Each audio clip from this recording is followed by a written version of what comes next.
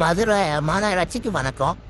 இப்படி பார்க்க நல்லா இருக்கும், ஆனால் இதோட பின்பக்கம் யாருக்கும் தெரியாது. ஸோ இந்த வீடியோவில் நான் காட்டுறேன். 3 மாடியாக இருக்கிற வரைக்கும் நல்லா தான் இருந்துச்சு. எப்போ 4 மாடி ஆட்டினாங்களோ நசமாக போச்சு.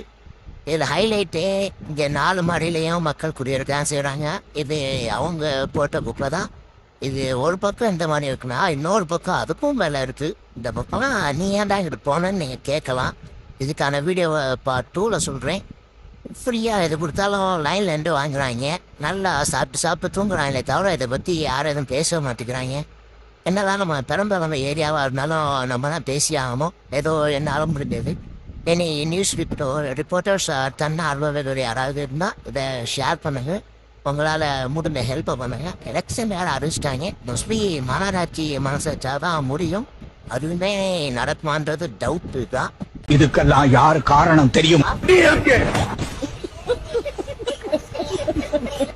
இது ஜஸ்டிஃபை பண்ணு தான். பார்ட் 2ல் டீட்டெயிலாக சொல்கிறேன். பட் இதில் நிறையா இருக்குது. மாநகராட்சிக்கு வாடகை, தண்ணி பிரச்சனை, யாரும் எதுவும் பண்ணுறது இல்லை. ஸோ நெக்ஸ்ட் வீடியோ டீட்டெயிலாக பார்ப்போம்.